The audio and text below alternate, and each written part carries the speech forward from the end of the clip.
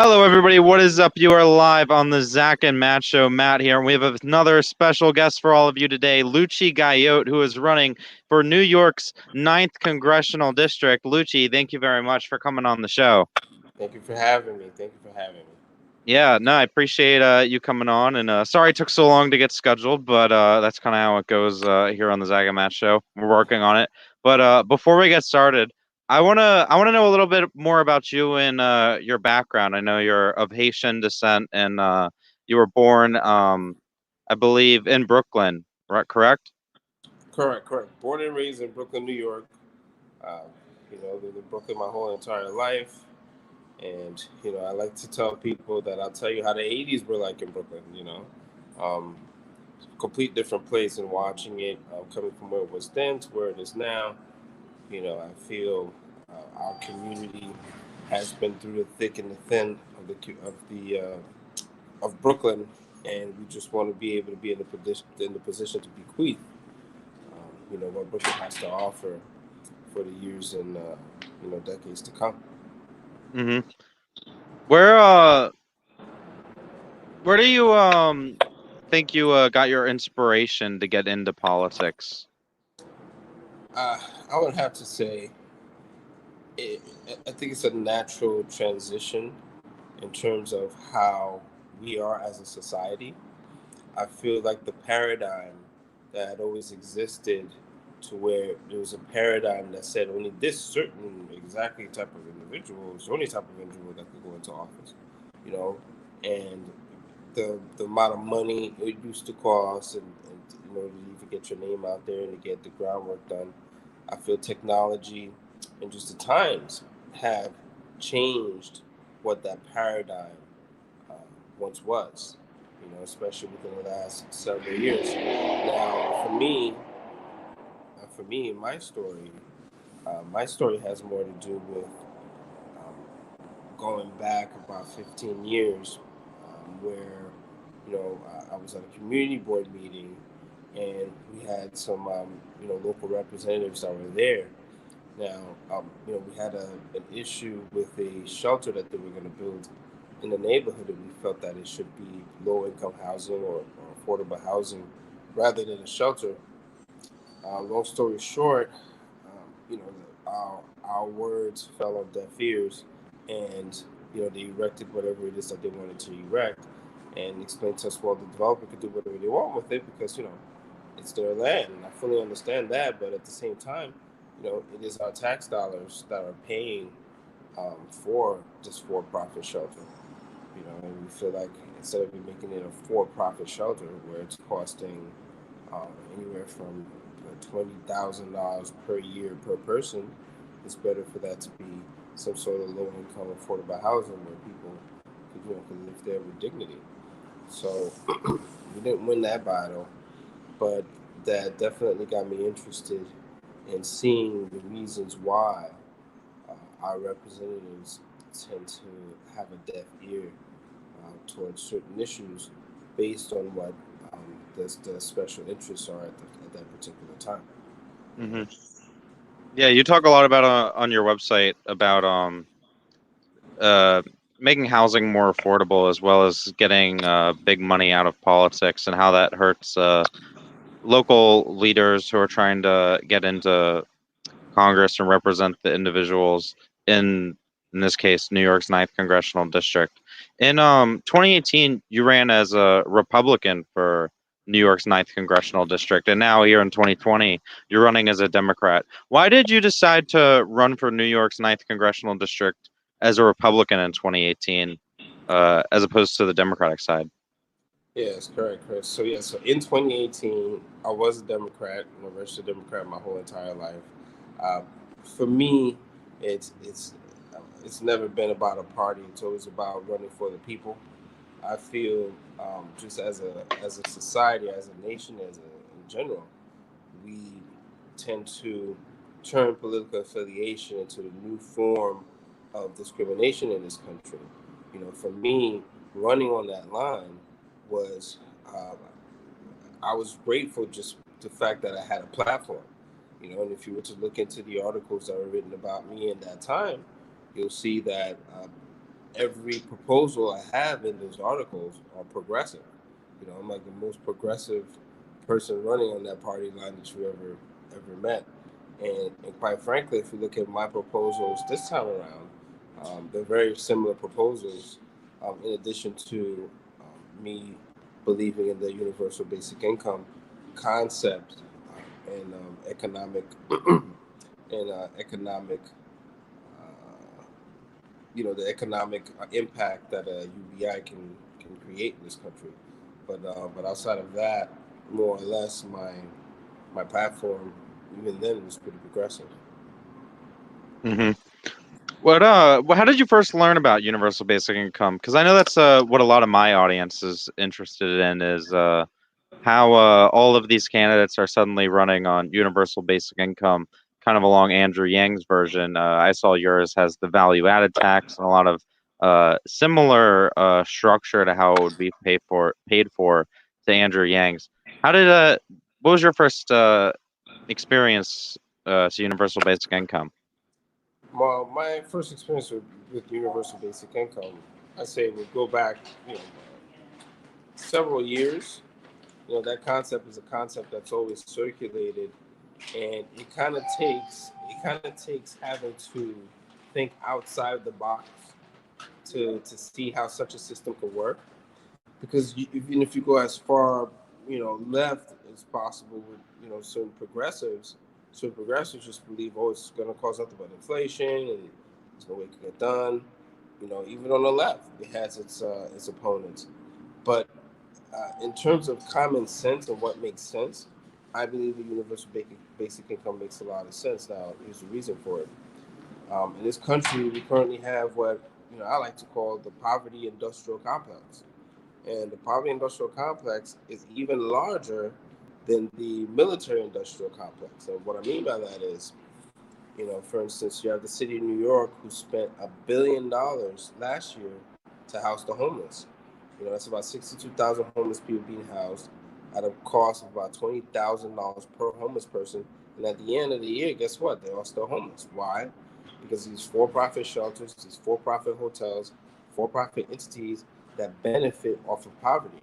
Now, you've got billions of dollars that get poured into certain programs, and you've got all this red tape and bureaucracy to come along with these programs. This is the reason why they never work. So I feel it makes a lot more sense to put that money into the hands of the people. Now, that's one portion of how to pay for it. Secondly, I do believe when people have upward mobility or they have access to some sort of bottom, some sort of bottom so they don't end up sleeping on the trains, some sort of bottom so they can at least afford the basics, afford to get a room, and off of that room, put some clothes on your back, go get a job. That upward mobility I think is necessary, especially moving forward with the way our economy currently heading. So I felt like the concept of a UBI makes a lot of sense from every single standpoint. I feel as a person who would go and represent the 9th congressional district in Congress, I would be able to speak to both sides and make the argument and make the case for universal basic income. As opposed to a lot of other people, because I understand how both sides of the aisle tends to look at things. And for me, I like to come up with a good pragmatic solution in order to solve things. I kind of like to pride myself on being able to solve solutions. Solve problems with solutions that are affordable. Hmm. So definitely, I think the universal basic income is definitely a type of program that would end up saving a lot more than it would cost. Hmm. How did you first hear about universal basic income? Like when did you first hear it in the news or see it on YouTube or on social media? Like when did it first catch your eye? Yeah, I would say around 2014. 2014. Yeah, around 2014, but it was kind of like in passing. Remember 2014? maybe if you're, I don't know, some kind of publication, maybe on HuffPost, and maybe there's an article, you brush over it, you're like, okay, that's an interesting concept, and you keep it moving. But around 2014 is when that concept, that idea, but most of the time when you would actually see something like that, you would never believe that would ever come to pass. That's a lot of convincing to do. You got to convince both the far left and the far right. Yeah, for sure. That's a lot of work. Yep. so I mean, it's good to know that some people were thinking about it, but at that time, it wasn't. It was definitely not something that I thought would come to pass anytime soon. Yeah, for sure. I totally agree with you when you say it's an issue that it's like hard to get both the far right and the far left to agree on. Because I was talking with someone on it last week, and we're agreed to the fact that it's people on the left they're saying that it's doesn't do enough, and then people on the right are calling it socialist. So it's kind of a weird dichotomy there. Yeah. Um, how do you think the best way to convince residents of New York as well as around the country that UBI is the right move going forward, especially in light of the ongoing COVID-19 pandemic? Oh, absolutely, absolutely. I mean, without COVID-19, if you just look at the trajectory of how you have the average American has have more than $400 in a bank account for an emergency, and people are still living paycheck to paycheck. It's great that people have paychecks, but it's still paycheck to paycheck. And we are currently producing an enormous amount of value in our economy now. Um, and moving forward with automation, a lot of that value is going to be created to where, for instance, we have these McDonald's. There's like a couple of McDonald's here in the city where you walk in there and you press the button on the screen to order your meal. Well, that machine is producing an enormous amount of value for McDonald's, as opposed to back in the day where it would be producing a lot of value both for McDonald's and for a worker. And that worker could take that money home and that flows back into the economy, part of the ebb and flow. But you having that machine now is no longer an ebb and flow. It's just a flow, no ebb. So I feel it makes logical sense to tax a small little portion of that flow, a little portion of that automation, and put that into a trust fund in order to help us afford a UBI program. In addition to what I spoke about earlier with the cost savings or welfare programs and what have you. You know, um, so yeah, so that's it's definitely my outlook on just UBI and just why I believe it makes logical sense just economically. It gives people a bottom, access to a bottom. This way, you have access to upward mobility. A lot less programs, a lot less these other private entities with their programs that cost billions of dollars and people are still homeless. I find it hard to believe if you go to one of these these contractors that get the billions of dollars to implement these homeless programs and whatnot, and say, "Hey, would you like to see the end of homelessness?" I wonder what they would say. Do you think they would say, "Of course, we want to see the end of homelessness," or do you think it would be the other way around? So um, and I'm pretty sure they're not happy. They wouldn't be happy to hear me say it, but the facts are the facts. If we put a program forward, that gives people access to upward mobility, like we just did with this legislation, I believe we're going to be able to really gauge and see some real results. So I believe people should be getting these I think either tax rebates or these checks fairly soon. So I would like to see what the markets do. I would like to see how the market fluctuates, how the market answers to more Americans having access to capital in their hands Hmm. in the weeks to come. So it's going to be interesting to see how this turns out. Hmm. 2020 Yang, one of our viewers on Twitch, wants to know a bit about your small business development plan. And you, of course, are a small business owner. So how does your experience as a small business owner influence your own small business development plan? Of course. So, as a small business owner, you just know the ups and downs of someone who's actually running a small business storefront.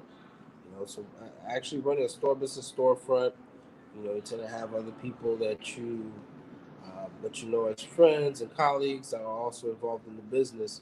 So you know what it is that helps a small business, and you also know what hurts a small business. Now, in terms of financing, and that's always been a big thing for me, is financing. I find it way too difficult for small businesses to access capital. And the reason why I say that is because I lived through it myself. For instance, a couple of years ago, I applied for an SBA. So everything was fine, and it was like one thing from a previous business that I had, or something to that effect. It wasn't a big thing, but in any case, so they said they couldn't process the loan at the time. And so I was like, okay, fine. So I pick up the phone, I called a cash advance company, and they literally approved me for a loan and had it in my account by the very next day. But the only thing was that I had to pay 300% on that money. Now, the crazy part about it all is these cash advance people, they get the money from the same people that wouldn't give me the money. So I'm paying 300% on the same money, and you have these people in the middle. So I feel, just the way the government sets up the means testing for small businesses is not practical. And I think that was really the Achilles heel in a lot of small businesses after the 2008 crash, where if you notice in New York City, we had a huge influx of empty storefronts. The reason for this is because, for one, yes, the rents are expensive, but two, access to capital.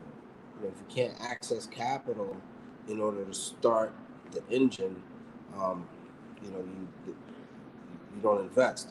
So I believe in terms of what the government needs to do in respect to small business, I believe we need someone with a small business mind in there who says, well, if we do this policy this way, it's going to affect another small business that way. So instead, let's do the policy this way so small businesses could benefit rather than hurt. Hmm. So I believe my experience as a small business owner and just being involved in that world gives me, a lot of insight. Hmm. To You're running against Yvette Clarke, who currently occupies the seat there in New York's ninth congressional district. Do you think that she perhaps does not have proper policy in place, such as UBI, to address the issues of poverty and housing disparities in New York City? in terms of in terms of policy, I think it goes even further than just Representative Clark. I think it goes to the root of how the system functions to begin with. The root of how the system functions to begin with is, well, around election time is when people actually come out and trying to make it appear as if they're for the people. But once elections come and go, it's back to business as usual. And I feel that's one of the biggest uh, issues that we have with the representatives that we have in Washington D.C.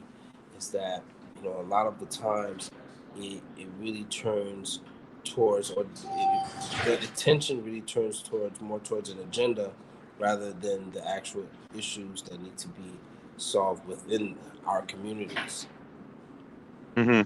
What What is I know that you have you're still working on your policy page on your website, but you have a blockchain on there, which I find very interesting because I think a lot of people who are more on this the internet side of things, the tech side of the world, they're very interested in how our government's going to incorporate blockchain into the economy in the future. How do you kind of see that integration working, or what would Uh, your goals be there?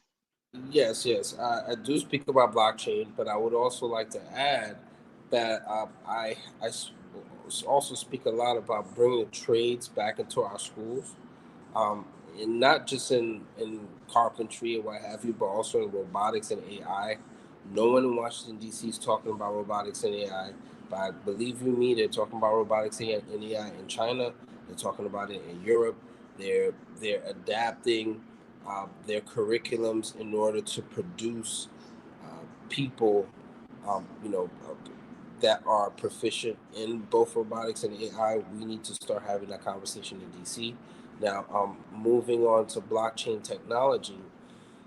Blockchain technology. A lot of people think about Bitcoin. When you think about blockchain technology, you think about Bitcoin, but it's really the infrastructure that's behind it all, in terms of blockchain. And I do speak about my housing plan, where I believe we can raise the money necessary for our housing if we were to think more so outside the box. Other people who are running for Congress, what they want to do is just simply just tax. They want to tax Jeff Bezos and tax Elon Musk, take their money, and then that's how they're going to pay for housing. And I feel it's a lot. It's a lot easier to come up with a pragmatic way to do it, and the pragmatic way that I would propose is to come up with the federal housing bond. Just like if you're familiar with World War II, half of World War II was paid for by the federal war bonds. So now you have the federal housing bond. Now the federal housing bond, why that makes sense is now if you add on the blockchain. Now if you're used to blockchain and when you have initial coin offering, whatever's backing that coin is what gives that coin its value. So if you can imagine a federal housing bond, and I go to Goldman Sachs and say, hey, give me $1 trillion on this bonds, what that money is going to be used is to build this affordable housing, and the rents from that affordable housing is what's going to be back in that bond. So that bond keeps its value. So in terms of, like if I don't care how far to the left progressive you are, men lie, women lie, numbers don't lie. You gotta understand numbers if you want any of this to work out. UBI, universal health care, uh, you know, housing guarantees, all of it has to do with numbers, and the numbers have to make sense. And for me, is I want to see these programs come to pass, but I also want to come with good, smart, pragmatic ways to make it happen.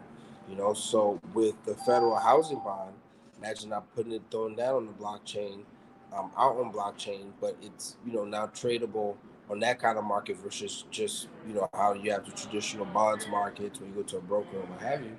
Now, imagine the trillions of dollars that'll be raised with a federal housing bond backed by all this housing and people paying their rents. Affordable rents, but still, uh, it's a cash flow mechanism Hmm. One of our YouTube viewers, Michi, would like to know how you plan to work with Congress to help people who want to start small businesses. there. Yes. And so you have people want to start small businesses. Back to what I was saying earlier, uh, access to capital is the number one maker or breaker of any small business. If you don't have access to cheap capital when you start, you're liable to collapse somewhere along the way. Not necessarily because you didn't have a good idea, but because it's just the cost of that capital is just so much that you're overburdened, so you can't even survive. So I think the number one thing I would want to propose are certain amendments to the requirements or the means testing for people who want to enter into the small business world. We need easier access to capital. I know there are some lenders out there that are willing to do the lending, but some of the regulatory framework makes it a little bit more difficult. I think in terms of helping small businesses develop and to be able to grow, we really need to sit down and look at these policies that are still in the books and craft them in such a way to where more and more people have access to capital in order for them to grow their businesses. Hmm. What as someone who lives there in New York City, it's kind of a kind of unrelated question to your campaign, but also sort of related to your campaign. Obviously, a lot of your policies, I think, were influenced perhaps by a candidate like Andrew Yang, since you have democracy dollars and ranked choice voting, which I think are policies that were uniquely being pushed in the presidential primary by Andrew Yang. What do you think of the idea of Andrew Yang running for mayor of New York City? As a New York resident, is that something that you think you'd be interested in? That's definitely an interesting concept, an interesting idea. Running for mayor of the city of New York, um, there's a lot there. So I'm interested to see where that story goes. Interesting. Would you be able to talk a little bit about what your plans are in terms of climate change? Do you think this is something that perhaps would you fall more in the AOC kind of lane, Bernie lane, where they're pushing for the Green New Deal, or do you think there should perhaps be a similar goal but on a longer timeline? I think we could actually reduce our carbon emissions for pennies on the dollar.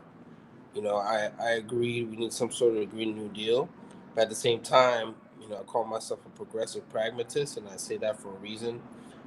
Simply put, the U.S. produces about 15% of all carbon emissions in the entire world. China produces 30%.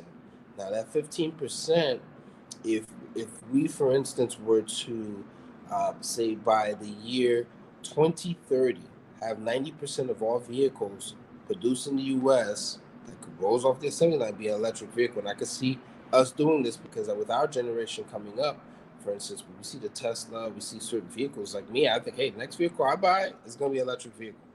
I think maybe the older generations don't think that way, but ours does. So I can imagine by 2030, we could have 90% of vehicles sold in the U.S. be electric. That in itself will reduce our carbon emissions down to about 8 to 9% of the world's carbon emissions, and then the rest. And can you imagine? We didn't even spend any money yet. All we did was create a law. That law didn't cost any money. So we managed to reduce it by close to half without even spending trillions of dollars. Next, I would look into where we're actually producing energy for homes and what have you.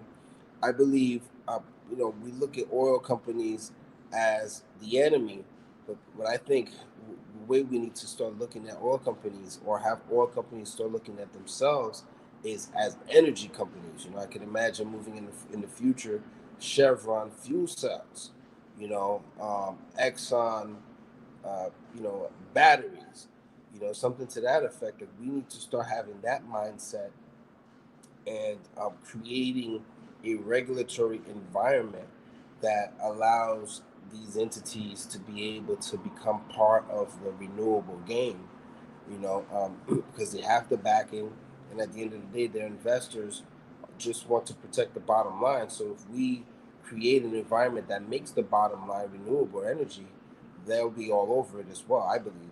Um, so I feel, we've got smart, pragmatic ways that we could get, because I could get something like this through Congress. I show up, I could get something like this through Congress because it doesn't involve a multi-trillion-dollar price tag. And if the result is for us to reduce our carbon emissions to a certain level, I believe we got to approach it in such a way to where we get both sides to agree quickly, quickly, so we can move it through the system quickly. I feel, so that's my outlook. In terms of the Green New Deal, like I said, I do believe we need to reduce our carbon emissions. I just believe I could achieve the end result with a lot cheaper price tag. Hmm. How about the $15 minimum wage? What do you think of that policy idea?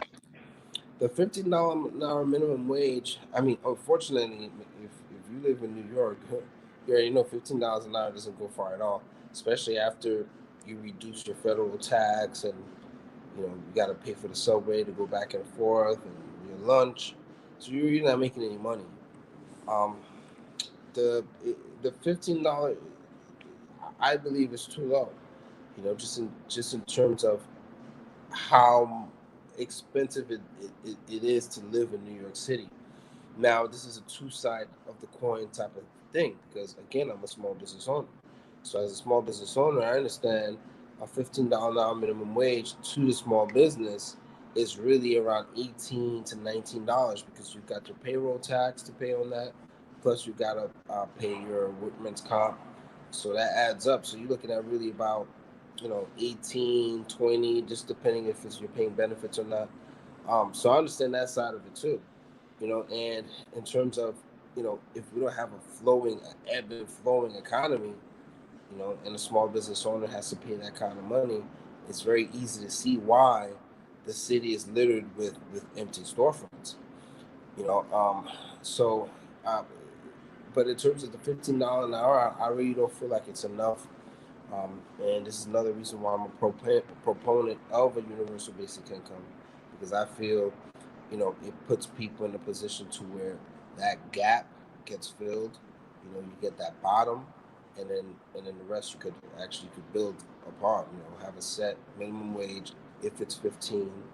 And we know we've got the ebb and flow of the economy with that UBI. That's constantly keeping the money flowing to the top and back to the just flowing. I think that makes a lot more sense. Hmm. But What yeah. what about those small businesses who maybe say are paying their employees right now about $10, $12 per hour, something like that?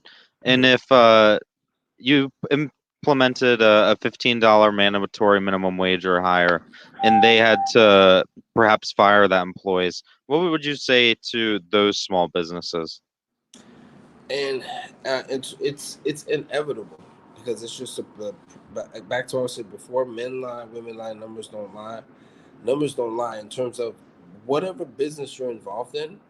If the numbers start not making sense, then you have to change something, or you have to close your doors. It's just what it is.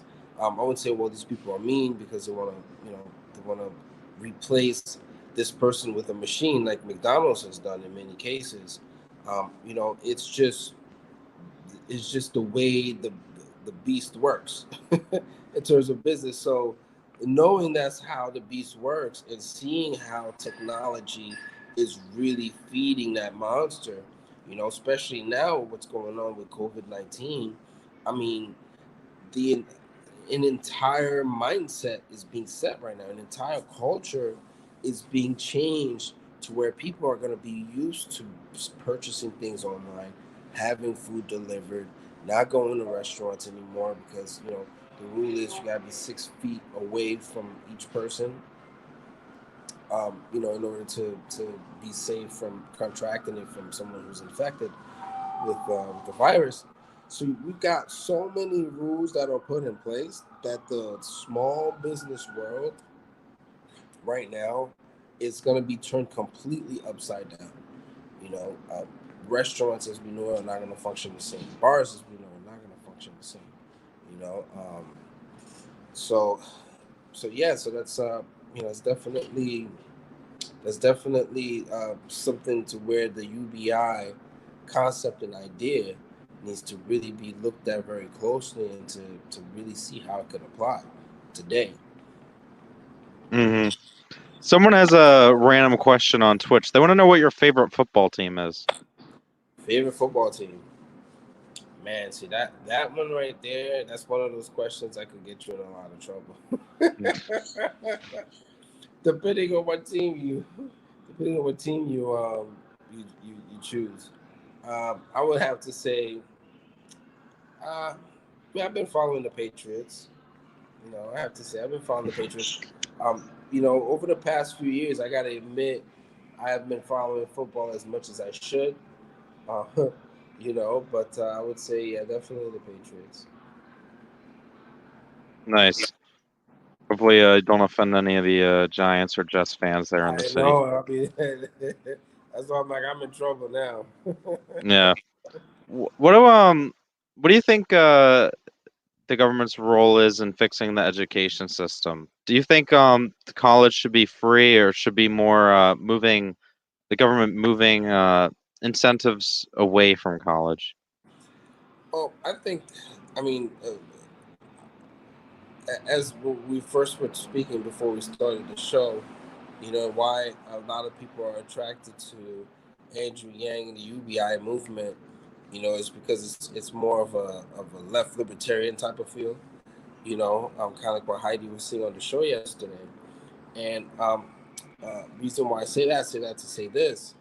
Um, it, it's kind of like how can I say it? The concepts and ideas are more of a common sense approach to everything. You know, it's like everything that gets approached with a common sense type of idea, common sense type of solution, and this is the reason why I believe so many people are attracted to this movement. You know, because it's common sense solutions, and it attracts people from all parts of the political spectrum.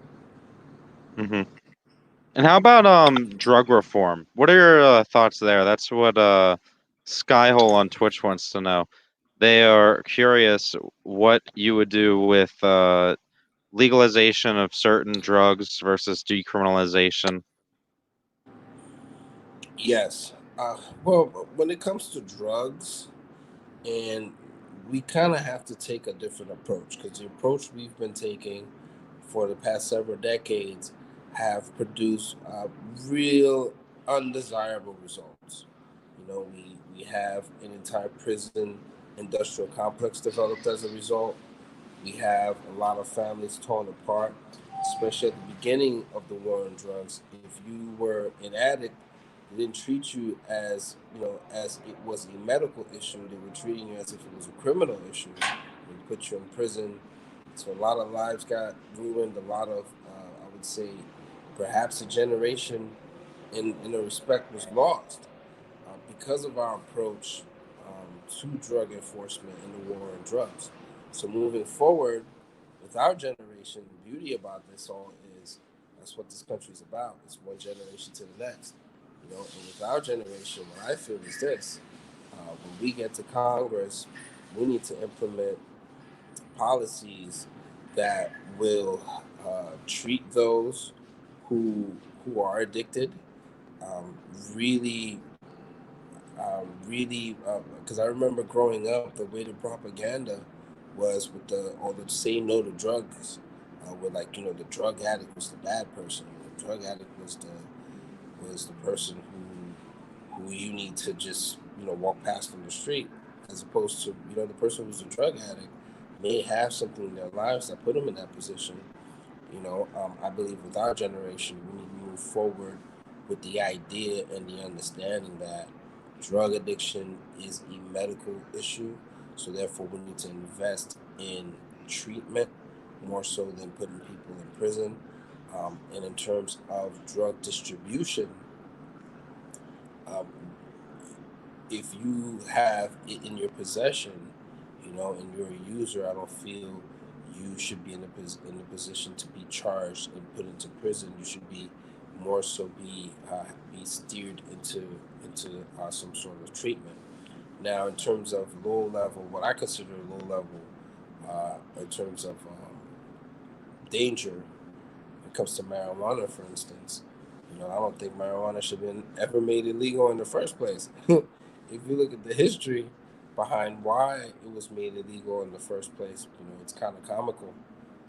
For those who know the history right now who are watching me, they're probably laughing along with me. But I feel we definitely need to remove it from the schedule that it's on now, right next to heroin. Doesn't make any sense, especially since we have certain states in this country who are currently selling it and collecting tax. So I definitely think our approach to drug policy, with our generation, as our generation goes into Congress, I feel we definitely need to update it. Hmm. We have another comment from YouTube here. Trev Third wants to know: would you fight to legalize sex work? Legalizing sex work. Um, there's been some experiment. Not even experimental, but I would say there are some places in this country where it's legalized. If I'm not mistaken, in the state of Nevada, if there's a town with less than 120,000 people, you're able to license a brothel. So, you know, in terms of seeing, what the end result is, from what I understand, it works out pretty well. So if there's a way to legalize and of course regulate, um, that type of work, and the people of that area agree, they vote for it, then it should definitely be something that's looked at. Hmm. Now, where would people be able to go to learn more about your campaign and your policies? Is that on your website? Yes, so my website, Team Gayot, that's TeamGayot, teamgayot.com. All right. I just threw that in the channel there. And for those who are interested in perhaps volunteering for your campaign, I know it's tough right now because especially up there in New York. Are you keeping safe, doing everything you can up there? Like, how are things with the virus? Yes, yes. So New York's been definitely, it's been a lot going on up here. Um, it, they're saying that it's just peaking now. Others are saying this might be one of the worst weeks. So we're just waiting to see. But it's a lot. It's a lot going on in New York. I'm not even gonna water it down. It's a lot going on in New York. Yeah. I'm hearing about friends of mine that are falling ill. I've got friends of friends who have passed, and the numbers are adding up like to where I'm like, whoa, are you serious? Like another person's like, yeah, my friend had it, or my other. So it's like really adding up. It's hitting so close to home now, to where I'm like, wow, this COVID-19 is really getting around. Yeah. Well, stay safe out there, and I hope everyone in your community and your family stays safe as well. And I appreciate you coming on. I just threw in the link for people to volunteer. Uh, is that something that you're taking right now? Like volunteers, such as phone bankers or text bankers? Absolutely, absolutely. Please, you can definitely go to teamgayot.com. That's TeamGayot.com. You go on there, you can click on the volunteer tab, put in your information, we'll get in touch with you. You can also contact us through Twitter. If you want to send us a DM, contact us that way. We definitely need people to work with us on the campaign because, as you were saying earlier about New York, um, this is probably going to go down in history as the very first year where it's a total cyber campaign season. Yeah, it's You know, incredible. yeah, because you can knock on doors. The churches and anywhere have more of a group of more of a certain amount of people. So basically, it's all online. So Yeah. we definitely need people. It's gonna be an all hands on deck campaign. Mm-hmm. Absolutely. Very unique time. Very unique campaign season. CHS wants to know where the ability to donate is. Yes. So on the website, teamgayot.com. That's TeamGayot.com. You'll see the link that says donate. Click on that link. It'll take us to the donation page, and you can do it from there. And so every dollar counts, especially now. We've got lots of work to do. We got to get these Facebook ads going. We got to get these YouTube ads going. So we definitely need as much help as possible. All right. Well, I appreciate you coming on the show. Stay safe out there, and thanks everybody for stopping by and tuning in. Thank you so much. You have a good one. Yeah, take care, Lucci. Okay.